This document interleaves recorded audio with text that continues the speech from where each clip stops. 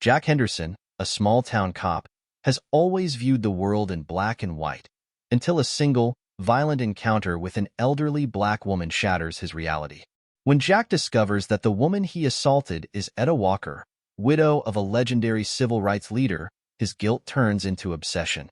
As the FBI digs deeper into Etta's past, Jack uncovers a chilling conspiracy that ties his own police department to her husband's unsolved murder.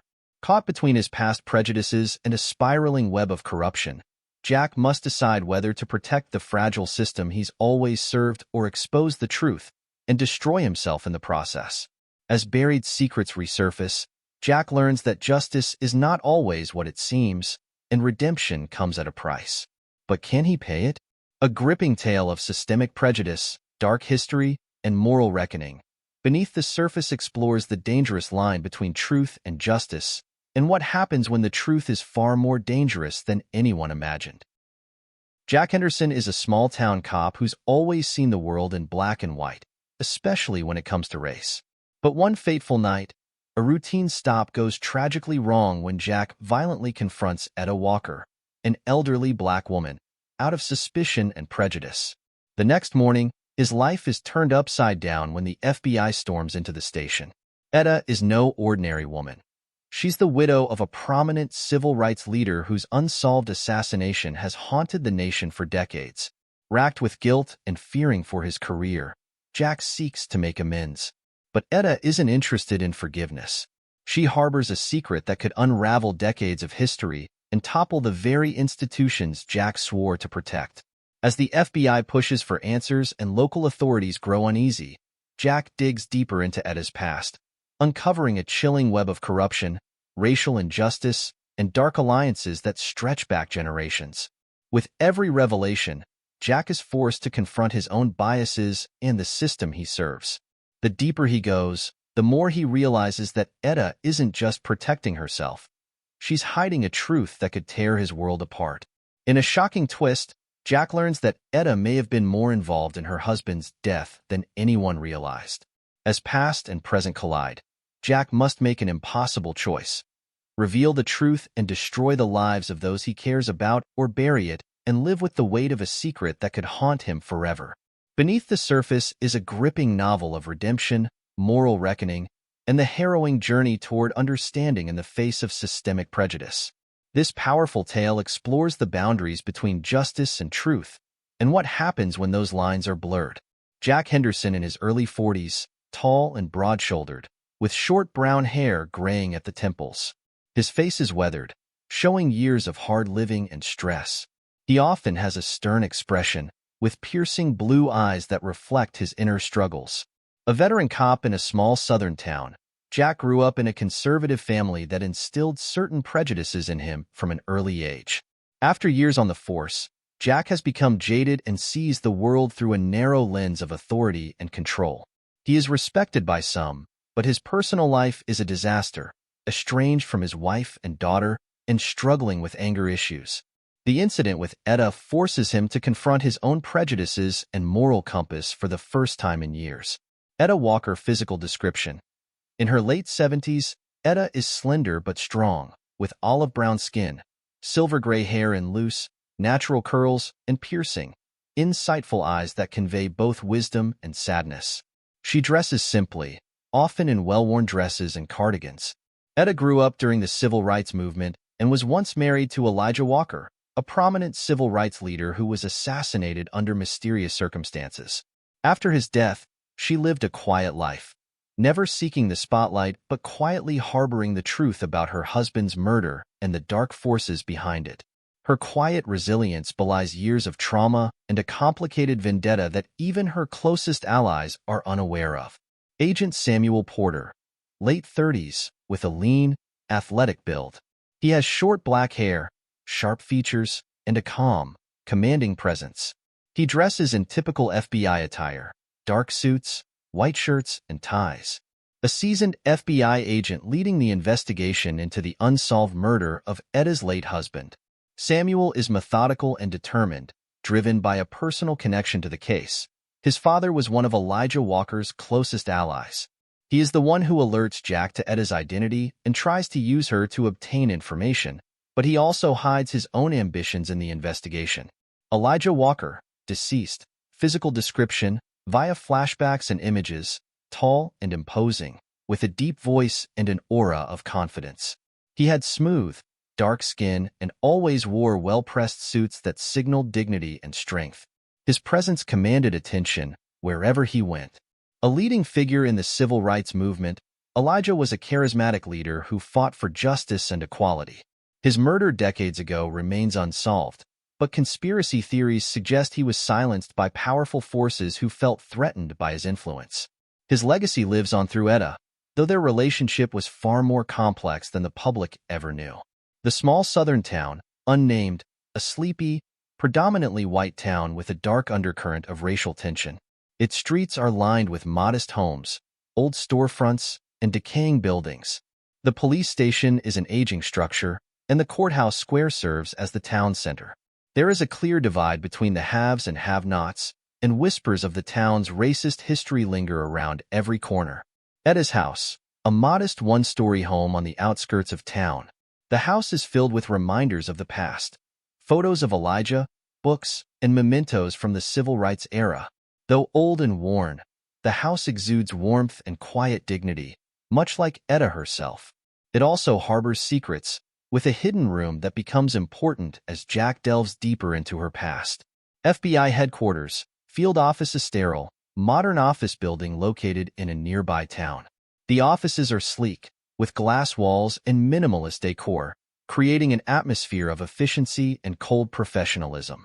It is where Agent Porter orchestrates his investigation, far removed from the emotional weight of the town and its history. Description of the abandoned church. Located in a remote part of town, this dilapidated and forgotten church was once a meeting place for civil rights activists, including Elijah Walker. Now overgrown with weeds, its stained glass windows are broken, and its walls are covered in graffiti. It holds the key to many of the story's secrets and becomes a focal point for the novel's climactic revelation. The police station, a small, outdated building with beige walls and flickering fluorescent lights. The desks are cluttered, and the mood is tense as the officers gossip about Jack's incident with Etta. It serves as a place of authority and the setting where Jack enters the briefing room where FBI agents, led by Agent Samuel Porter, reveal that Etta Walker is the widow of Elijah Walker, a civil rights leader whose murder remains an open FBI case. Jack's actions could have national implications, and he is warned to tread carefully. Jack's guilt intensifies, realizing that he is not only facing departmental consequences, but national outrage and possible legal action. Etta refuses to cooperate action. The FBI approaches Etta for help in reopening the investigation into her husband's murder. However, she refuses to cooperate, leaving Jack to wonder why she is so protective of his silence. Jack's curiosity is piqued, leading him to feel personally responsible for repairing the damage and prompting him to investigate further. Jack's mental state is deteriorating action. Jack returns home, wrestling with his conscience and replaying the events in his head. He becomes increasingly paranoid that his career is over and that he will be labeled a racist forever. He drinks heavily, unable to sleep. Jack's guilt is compounded by his inner conflicts, establishing his need for redemption, which will drive his actions in the future. A dark past objective. Jack begins to investigate Etta's past, uncovering disturbing truths that complicate his view of her and himself. A meeting with Agent Porter action. Jack meets with Agent Porter, who explains that Elijah Walker's murder was linked to a conspiracy involving powerful figures in the city. Porter is frustrated by Etta's refusal to cooperate and suggests that she may be hiding something. Jack's interest in Etta deepens, and he feels compelled to find out why she is withholding information about her husband's murder. Jack visits the abandoned church. Jack goes to the abandoned church that was once the center of Elijah Walker's civil rights movement. The crumbling walls and broken windows reflect the forgotten legacy of the struggle. Jack finds old pamphlets and leaflets, which makes him realize how little he knew about the dark history of his city. This discovery leads Jack to delve deeper into the town's hidden past, leading him to question his own role in perpetuating systemic racism. Jack's confrontation with Etta. Jack visits Etta's home, apologizing for his actions. Etta remains distant and cold, but hints that she is protecting something much bigger than herself. She warns Jack to let it go if he knows what's good for him. Jack becomes obsessed with the idea that Etta is involved in something sinister, which drives him to investigate her further. Uncovering the town's secrets, Jack uncovers the town's racist past and current corrupt power structure, including its ties to the murder of Etta and her husband. Old police file action. Jack digs through old police files, finding documents that link local police and politicians to the civil rights protests and Elijah's murder. These files were deliberately hidden from the public. Jack realizes that his own police department may have been complicit in Elijah's murder, which leads him closer to the truth about Etta's secret. Porter's Warning Act. Agent Porter warns Jack that his investigation could make him a target. Porter suggests that even some in the FBI have motives for keeping the case closed, implying that higher powers are involved. Jack's growing fear does not deter him. Instead, it fuels his need for justice, even if it means putting his own life at risk. The hidden room in Etta's house. Jack sneaks into Etta's house, searching for more clues. He discovers a hidden room filled with old letters, newspaper clippings, and photographs that point to a larger conspiracy surrounding Elijah's death. Jack realizes that Etta knew the truth all along, but there is more to the story. This discovery strengthens his determination to find out what she is hiding. Etta's secret. Jack finally uncovers Etta's dark secret, leading to a shocking revelation that challenges everything he thought he knew. The confrontation. Jack confronts Etta again, revealing what he found in her hidden room. Etta, emotionally drained, finally opens up. She confesses that she knew who killed her husband, but remained silent to protect her son, who was deeply involved in the civil rights movement and may have been part of a revenge plot. Jack is caught off guard by the complexity of the situation. His view of Etta changes from a victim to someone who is morally ambiguous, complicating his desire to do the right thing. Etta's confession action. Etta explains that her husband's murder wasn't just to silence a leader, it was to cut off a movement that had begun to uncover local political and law enforcement ties to racist organizations. She hid the evidence to protect her family, but now she's tired of carrying the burden. Jack is faced with a moral dilemma, whether to expose everything and risk the town's uprising, or to protect Etta and her family's legacy. Jack's realization action. Jack returns to the abandoned church and reflects on his own complicity in the system. For the first time, he realizes that he, too, is part of the problem, and that redemption requires more than just solving Etta's mystery. It requires systemic change. This moment solidifies Jack's internal transformation and sets the stage for his decision in the final chapter. The plot twist. The plot twist is revealed, changing Jack's role and the stakes. With the city's corruption exposed, Jack discovers the final piece of the puzzle, a direct link between the current police chief and the racist organization responsible for Elijah Walker's murder. The chief has been manipulating the city for decades to keep this hidden. Jack realizes that his loyalty to the force was misplaced and decides to confront the chief. In the showdown, Jack confronts the police chief, who admits his involvement but warns Jack that exposing the truth will destroy the city and everyone Jack cares about.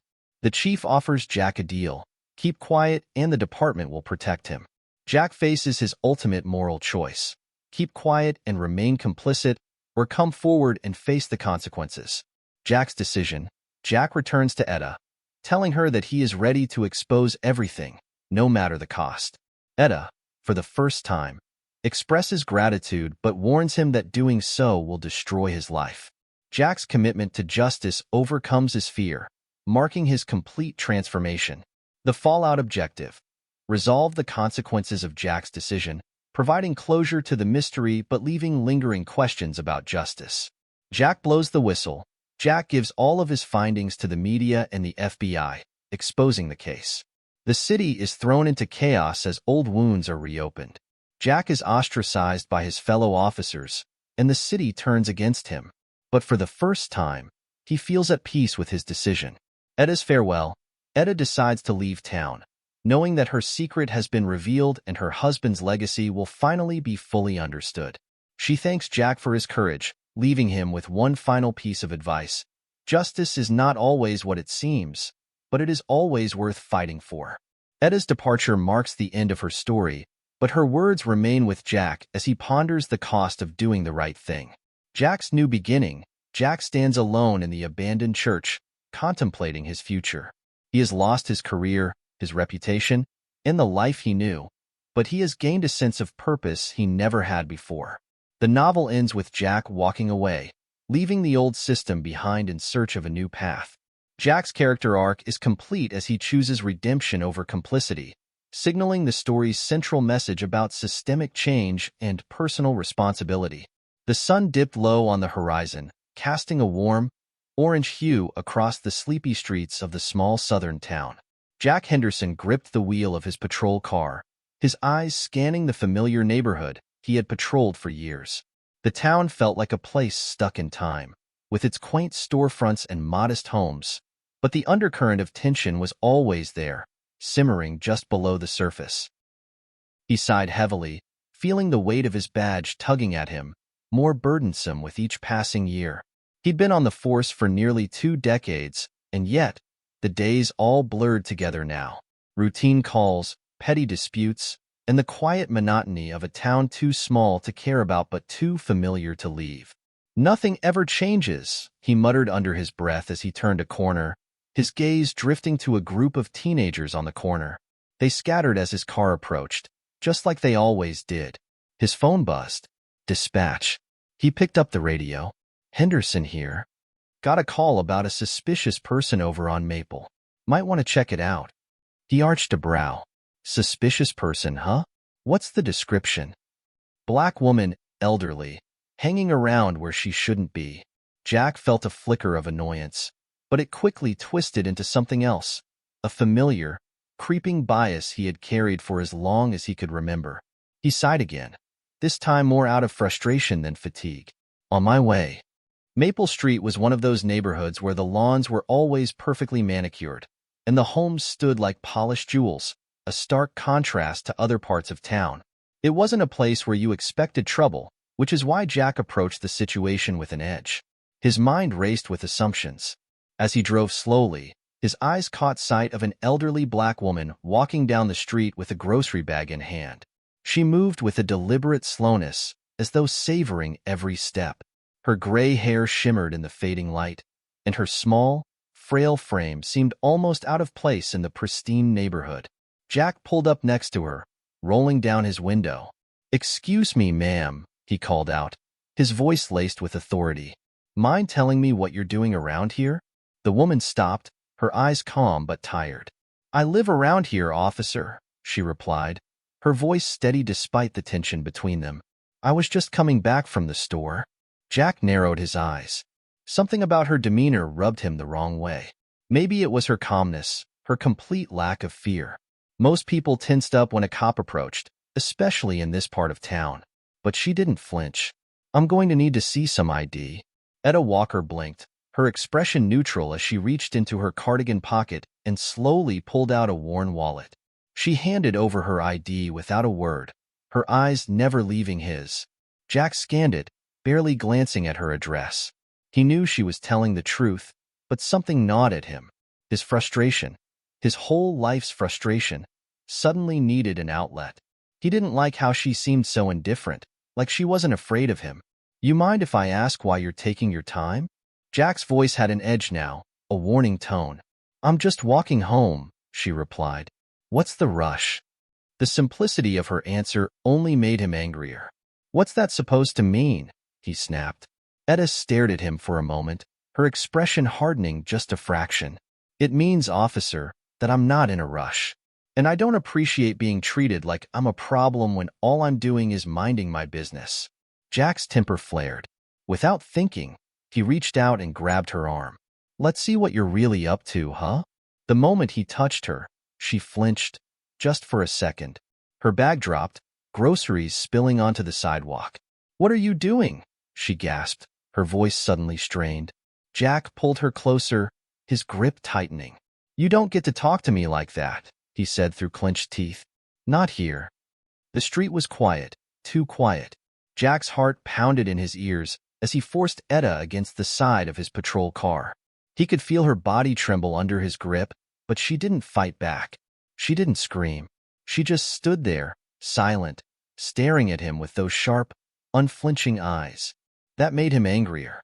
"Let go of me," she whispered, her voice barely audible but full of something Jack couldn't quite place. Disdain? Pity? A few neighbors were starting to gather, some peeking from their windows, others stepping onto their porches. One of them, a man holding a phone, stood at a distance, recording the entire encounter. Jack's blood ran cold. The weight of what he was doing, of how this looked, finally sank in. He let go of Etta abruptly, his chest heaving. She stepped back, her arm cradled to her side, but she didn't look away. She didn't run. Instead, she took a slow breath and muttered, "You'll regret this." The sound of another patrol car pulling up cut through the tension. Officer Garcia stepped out, his eyes wide as he took in the scene. "Jack," he said cautiously, approaching with his hands raised. "What's going on here?" Jack wiped his sweaty hands on his uniform, his mind racing to come up with an excuse, a justification, something to explain why he had gone so far. But nothing came. "Nothing," Jack muttered, trying to brush it off. "Just a misunderstanding." Garcia looked at Etta, then back at Jack. "You sure about that?" The crowd was growing now. Whispers, murmurs, too many eyes watching. Jack clenched his jaw. "I said it's fine. Let's wrap this up." But it wasn't fine. Nothing was fine. He could feel the shift in the air, the weight of every decision he had made in the last 10 minutes pressing down on him. Garcia gave him a look, but didn't push further. He gestured for Etta to go on her way, but as she bent to pick up her scattered groceries, she shot Jack one final glance. It wasn't anger that he saw in her eyes. It was something far worse. Disappointment. The ride back to the station was suffocating. Jack gripped the steering wheel until his knuckles turned white, his mind spinning. What had he done? His entire career, his reputation, all in jeopardy because of one moment of rage. As soon as he parked, Jack stared at the dashboard for a long moment. His heart was still pounding. The scene played over and over in his head.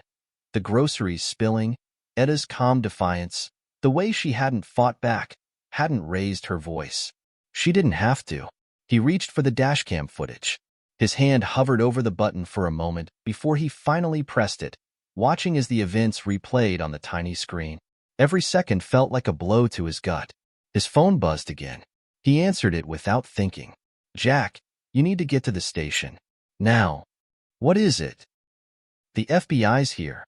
They're asking about Etta Walker." Jack's blood ran cold. "Who?" The voice on the other end was tense. "You better come in. You're in deep trouble." Jack hung up, the weight of what he'd done finally crashing down on him. His life, his career. It was all about to unravel. And this was only the beginning. Jack stood outside the station, the cool evening air doing little to calm his nerves. He'd been summoned with no explanation, just a terse command from his boss to get inside immediately. As Jack entered the building, the tension was palpable. The officers who had been gossiping before now fell silent, their gazes following him as he walked down the hallway toward the briefing room. He hesitated for a moment outside the door, his hand on the knob. What could the FBI possibly want with him? His mind flashed to Etta, her calm demeanor after their confrontation playing over and over in his head. "You'll regret this," she had said. With a deep breath, Jack pushed open the door and stepped inside. Agent Samuel Porter was standing at the front of the room, his dark suit impeccable, his expression unreadable. Porter's gaze locked on Jack the moment he entered. "You're Henderson?" Porter asked, his voice sharp. Jack nodded, forcing his body to remain still under the weight of the agent's scrutiny. "That's right." Porter gestured to a chair. "Sit down. We need to have a conversation." Jack's pulse quickened as he took the seat. Whatever this was, it wasn't going to be good. Porter didn't waste any time. "Do you know who Etta Walker is?" Jack frowned, confused by the question. "I had an encounter with her yesterday, nothing major." "Why? Is she pressing charges?" The agent's eyes narrowed. "Etta Walker isn't just some random old lady, Officer Henderson. She's the widow of Elijah Walker." The name hit Jack like a punch to the gut. He had heard of Elijah Walker, a civil rights icon, gunned down in the 1960s. His murder had never been solved, but conspiracy theories ran rampant in the town for decades. Jack swallowed hard. "I didn't know," he muttered, his throat suddenly dry. Porter's lips curled into a thin smile. Well, you should have. The man was a legend. His death left an enormous void in the movement, and now we have reason to believe new information could come to light, if Etta cooperates. Jack's confusion only deepened. What does that have to do with me? Porter leaned forward, his voice lowering. Your actions yesterday brought attention to her, national attention. If this gets out, it won't just be your badge at stake. We could be looking at a major scandal, especially considering her connection to a high-profile cold case. Jack felt the blood drain from his face. A scandal? He had thought his biggest worry was departmental discipline, but now the stakes were so much higher. He opened his mouth to respond, but Porter cut him off. We need to handle this delicately, Henderson. The media will tear you apart if they get wind of this. So we need you to cooperate. Jack's mind spun. What do you need from me? Porter sat back, studying him. Right now, Etta Walker is refusing to cooperate with our investigation into her husband's death. She's protecting something, or someone, and we need to know why. Your involvement could push her in the right direction, or make things worse. Jack shook his head, still trying to process everything. You want me to talk to her? Porter's expression was hard. I want you to stay away. You've done enough damage. We'll handle the investigation. But you need to understand, if you step out of line, the fallout will be catastrophic. For all of us. Jack nodded slowly, feeling the weight of the situation pressed down on his chest. He had no idea what kind of mess he had just stumbled into. Etta Walker sat across from Agent Porter, her hands folded calmly in her lap. The room was cold, sterile, nothing like the home she had spent decades building, a sanctuary of memories now tainted by this encounter. The FBI agent's face remained impassive, but she could feel the pressure radiating from him, the silent demand for cooperation. I'm not interested, she said softly, but firmly. Porter frowned, leaning forward slightly. Mrs. Walker, we're reopening the investigation into your husband's murder. After all these years, we finally have a chance to get justice for Elijah. But we need your help. Etta's eyes flickered with an emotion Porter couldn't quite read. Sadness, maybe? Or something deeper? She shook her head. You're not looking for justice. You're looking for closure. And that's not the same thing. Porter's jaw clenched. I don't think you understand. I understand perfectly, Etta interrupted, her voice steady. You want to dig up old wounds, but what you don't realize is that some wounds never heal, and some truths are best left buried. Porter's frustration was palpable. Mrs. Walker, we know there's more to the story. We know you've been holding something back all these years. If you tell us what you know, we can finally put this case to rest. Etta's gaze sharpened, and for a brief moment, the warmth in her eyes turned cold. The truth you're looking for, it's not what you think it is. And trust me, you don't want to find it. Porter opened his mouth to respond, but Etta stood up, her posture unyielding. I won't cooperate. Not with you. Not with anyone. So, if that's all you came here for, you're wasting your time. She walked out without another word, leaving Porter sitting in stunned silence. The sound of Etta's words played in Jack's mind as he sat in his living room, nursing a glass of whiskey. The television flickered in the background, but he wasn't watching. He couldn't stop thinking about what the FBI had told him. Etta's connection to Elijah Walker, the unsolved murder, the national implications, and his own part in all of it. He took another sip, the burn of the alcohol doing little to numb the growing pit of dread in his stomach. He could already see the headlines. Racist cop assaults widow of civil rights icon. His career, his reputation. It could all go up in flames. But what gnawed at him most wasn't just the fear of losing his job. It was the weight of his own guilt. He had attacked an innocent woman because of his own prejudices, his own assumptions. And now he couldn't undo it. Jack rubbed his hands over his face, his pulse quickening. He needed to do something, anything, to fix this. But the more he thought about it, the more it felt like quicksand. The harder he struggled, the deeper he sank. His phone buzzed on the table. It was a message from Garcia. Jack ignored it. He didn't want to talk to anyone right now. What could he possibly say? That he was sorry? That he had lost control? He downed the rest of his drink, then stood up, pacing the room. Every step felt heavier than the last, the weight of his actions pressing down on him like an anvil. And through it all, Eda's words echoed in his mind. "You'll regret this." He already did. The next morning, Jack woke up with a pounding headache and the bitter taste of regret still heavy in his mouth.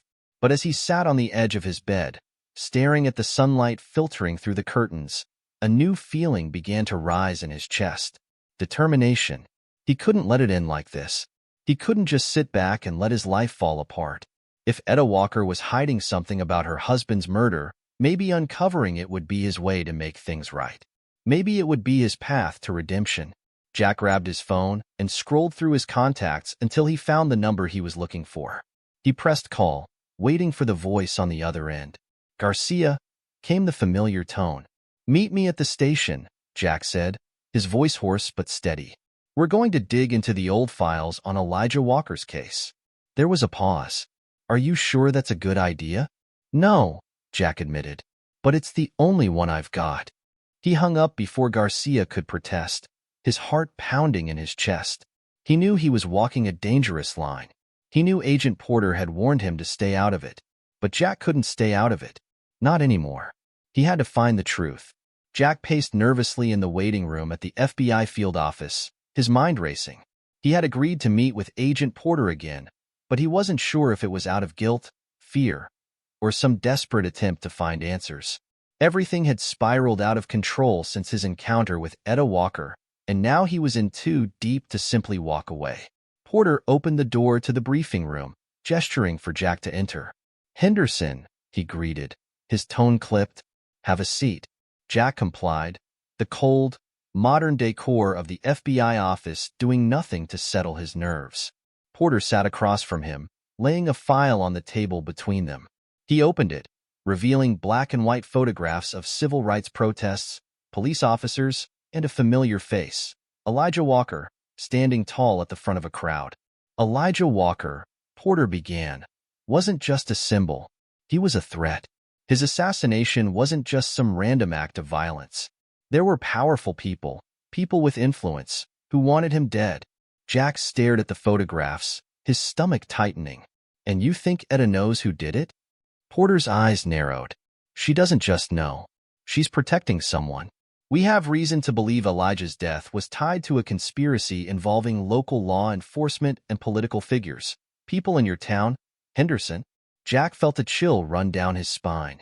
He had suspected that something dark lurked beneath the surface of his town, but hearing it confirmed was like a punch to the gut. "You're saying my department could have been involved?" Porter leaned back in his chair, crossing his arms. "It's possible, but Eda Walker won't cooperate. She's been protecting her late husband's legacy and her family for decades, and unless she decides to talk, we may never uncover the full truth." Jack's mind raced. He had never considered that his own police department might have had a hand in Elijah Walker's death. It made him feel sick, realizing that the very system he had served for years could be part of something so corrupt, so sinister. And now, he was stuck in the middle of it. "What do you want me to do?" Jack asked, his voice hoarse. Porter's expression hardened. "Stay out of it. We're handling the investigation. But if you come across anything that could help us, you know where to find me." Jack nodded, though his mind was already turning. He had to know more. Later that evening, Jack found himself driving toward the outskirts of town, to a place he hadn't visited in years, the old abandoned church. The church had once been the heart of the local civil rights movement, a place where Elijah Walker and his followers had gathered to plan protests and push for change. Now, it stood in ruins, overgrown with weeds and forgotten by time. As Jack pulled up in front of the crumbling building, he felt a strange sense of unease settle over him. The church's stained glass windows were shattered, its walls covered in graffiti. But this place had once been filled with hope, with energy. Now it was just a hollow shell of what it had once been. Jack stepped inside, his footsteps echoing off the cold stone floors. The air smelled of dust and decay. He walked through the nave, his eyes scanning the dilapidated pews and broken altar. In the corner, he spotted a pile of old pamphlets, yellowed with age and half buried under debris. He crouched down, picking one up. The pamphlet read, "Justice for Elijah Walker. We will not be silenced. Jack felt a lump form in his throat. These pamphlets had been printed decades ago, when the town was on the edge of chaos, and Elijah's death had only deepened the divide. He had heard stories growing up, whispers about the troublemakers who gathered here. But now, standing in the remnants of their struggle, he realized how little he had understood back then. This place held secrets. Secrets that had been buried for too long. Determined to get answers, Jack went to Etta's house the next day. The modest one-story home stood at the edge of town, surrounded by trees and the quiet hum of cicadas. Jack parked his car and walked up the path to the front door, his heart racing with a mix of guilt and determination. He knocked, and after a few moments, Etta opened the door. She looked at him with a calm but unreadable expression. "Officer Henderson," she greeted coolly. "What brings you here?"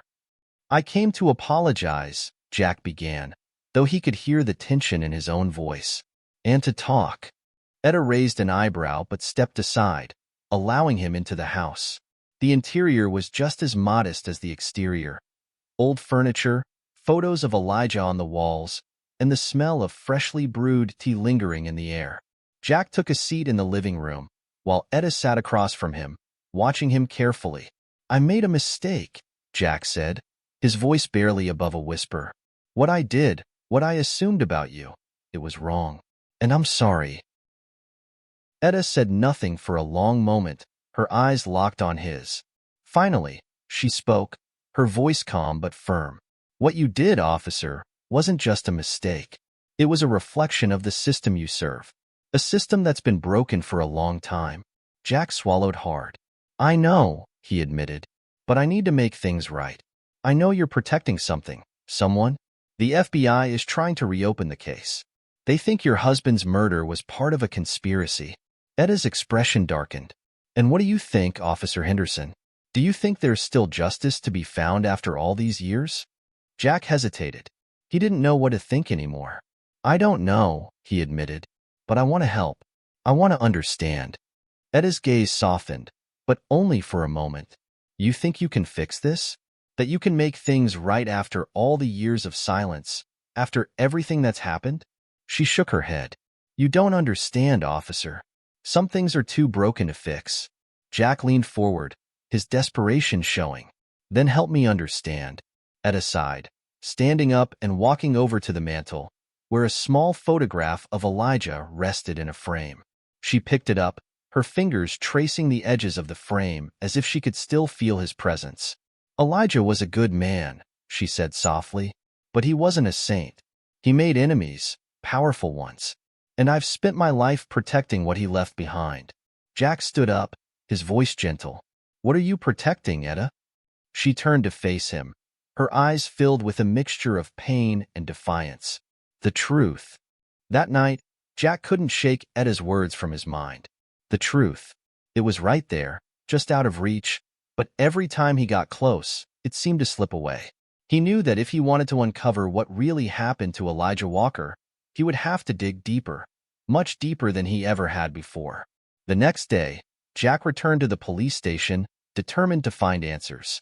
He had access to the old case files, documents that had been locked away for decades, forgotten by most but never completely erased. He sat at his desk, pulling out the dusty file folders and opening them one by one. The more he read, the more his stomach twisted in knots. There were reports of surveillance on Elijah Walker's activities, suspiciously vague descriptions of confrontations between the police and protesters, and whispers of politicians working behind the scenes to quash the civil rights movement. But one document, in particular, made Jack's blood run cold. It was a memo written by an officer in the department at the time of Elijah's assassination. The memo detailed a meeting between local law enforcement and a group of influential businessmen, men who had everything to lose if the civil rights movement succeeded. The memo ended with a chilling sentence: "Walker must be stopped by any means necessary." Jack stared at the paper, the weight of it sinking in. His own department had been complicit in Elijah's murder. And worse, they had buried the evidence. Jack left the station that evening, his head spinning with the implications of what he had discovered. Everything he had believed about his town, his department, it was all a lie. He had spent his entire career upholding a system that had been built on corruption and injustice. He drove back to the abandoned church, needing a place to think, to reflect. The crumbling walls felt like a metaphor for everything that was falling apart in his life. He stood in the center of the nave, looking up at the shattered stained glass, the fragments of color scattered across the floor. For the first time in years, Jack felt the weight of his complicity. He had been blind, willfully ignoring the injustices that had been right in front of him. But now that he knew the truth, he couldn't turn away. Etta had been right. Some things were too broken to fix. But that didn't mean he couldn't try to make them right. Jack took a deep breath, the resolve hardening in his chest. He would find out who was responsible for Elijah's murder. He would expose the truth, no matter what it cost him. Jack couldn't shake the sense of unease that had settled in his gut. The town's secrets had festered for too long, and now they were bubbling to the surface. After leaving the police station, he found himself back at Etta Walker's home. His mind was racing, replaying every conversation they had, every veiled warning. But now he knew he was closer to something real, something big. Etta had been evasive, and Jack suspected there was more to her past than she had let on. He knocked on her door, the sound of cicadas buzzing in the late afternoon air. Etta answered, her face tired but calm. She didn't seem surprised to see him. "You again," she said quietly, her eyes narrowing slightly. "What do you want this time, Officer Henderson?" Jack hesitated, choosing his words carefully. "I think you've been hiding something big about Elijah's death. I don't know what yet, but I'm getting closer." Etta's expression remained impassive. "You're barking up the wrong tree, officer. The truth isn't something you want to find. Not here. Not now." Jack stepped closer. "I don't have a choice anymore. I need to know what happened. And I think you do too." For a moment, they stood in silence, the tension between them thickening. Finally, Etta sighed and stepped back, motioning for him to come inside. "You think you're ready to know the truth?" she asked, her voice soft but heavy. "Follow me." Jack followed her through the familiar halls of her modest home, but this time, she led him to a small, narrow door hidden behind a tall bookshelf. She pulled it open, revealing a staircase leading down into the basement. Etta lit a dim lamp, illuminating the walls lined with old photographs, yellowed newspaper clippings, and handwritten letters. Jack's breath caught as he realized what he was looking at, a secret room, carefully preserved, filled with decades of memories and evidence. "These are the pieces of a life I've been keeping safe," Etta whispered, her voice trembling slightly. "Elijah wasn't just a man, Jack.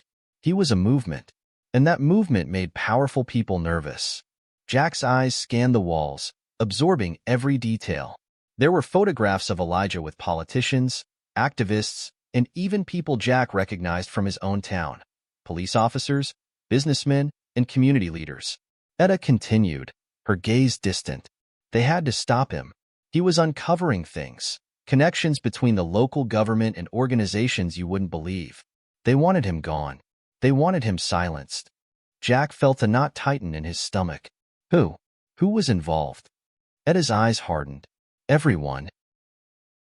As Jack began to sift through the documents, the depth of the conspiracy became clearer. The room was a treasure trove of information that tied Elijah Walker's murder to a vast network of corrupt individuals in the town. The more he uncovered, the sicker he felt. Old letters between Elijah and his associates detailed plans to expose racial injustice within the police force and the political ties to racist organizations. The names of local leaders and officers, some of whom Jack had once admired, appeared over and over again. One letter, in particular, stood out, a note written by Elijah just days before his assassination. It hinted at a meeting he had planned with local officials who had promised to help the movement. Jack recognized some of the names, people who were still in power today. Elijah was betrayed, Etta said quietly, as if reading Jack's thoughts, by people he thought he could trust. Jack stared at the letter, his mind racing. Why didn't you come forward with this? Why didn't you tell anyone? Etta gave him a long, measured look. Do you really think anyone would have listened? Do you think it would have changed anything? Back then, they would have buried me along with Elijah. And after all these years, I had to protect my family. Jack's heart sank. He understood the impossible position Etta had been in, but now he was faced with a choice of his own. This information could change everything, could expose decades of corruption and injustice, but it could also tear the town apart. Jack left Etta's house feeling more conflicted than ever. He knew he had uncovered something massive, but the weight of it pressed heavily on his chest. Back at the station, he sat at his desk, reviewing the documents he had taken from Etta's hidden room. Every detail pointed to a deep, systemic problem in the town, one that had been carefully covered up for years. As he flipped through the pages, his phone buzzed. It was Agent Porter. "Henderson, we need to talk." Jack's stomach tightened. "What's going on?" "I heard you've been digging around," Porter said, his voice low. "I warned you to stay out of this." Jack's grip tightened on the phone. "You warned me, but I couldn't let it go. There's too much at stake. I found something that ties my department to Elijah Walker's murder." There was a long pause on the other end of the line. When Porter finally spoke again, his voice was laced with tension. "You need to be careful, Henderson. There are people who don't want this coming to light. If you keep pushing, you're going to make enemies." Jack's pulse quickened. "Are you telling me to back off?" "I'm telling you that the higher-ups have their own agenda. They don't want this case opened. Not now, not ever. If you keep going, you'll be putting your own life on the line." Jack's jaw clenched. "I can't stop now. The truth needs to come out." Porter sighed. "Then you're on your own." The line went dead. Jack knew Porter's warning wasn't just idle talk. If the truth about Elijah Walker's murder came out, it would shake the foundations of the town, and the people who had been protecting those secrets for so long wouldn't go down without a fight. But Jack couldn't walk away now. He had come too far. He returned to his car, his mind buzzing with everything he had learned. Etta's hidden room had given him the pieces he needed, but now he had to put them together. He drove through the darkened streets of the town, passing the courthouse, the police station, and the old storefronts that had been part of his life for so long. Now, they felt like part of a lie, a facade that had been carefully constructed to hide the truth. As he drove, he thought about his own role in the system. For years, he had been part of the machine, enforcing laws and maintaining order without questioning what lay beneath the surface. But now, he realized that surface had always been cracked, and he had been blind to it. He pulled up outside the abandoned church, the same place where Elijah Walker had once gathered his supporters. The church was falling apart, but it still held a kind of power, a symbol of what had once been and what could have been. Jack stepped out of his car, the night air cool against his skin. He walked toward the church, his footsteps crunching on the gravel. Inside, the silence was heavy, but Jack could feel the weight of history pressing down on him. He sat on one of the old, broken pews, staring at the remnants of the stained glass windows. The pieces were shattered, but the light still caught them, casting fractured patterns on the floor. For the first time, Jack felt the full weight of his responsibility. He had to make a choice that could change everything. The next morning, Jack returned to the station, his resolve hardened.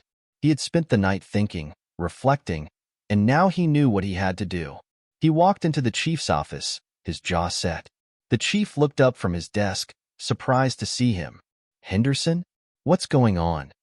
Jack placed the documents on the desk, his voice steady.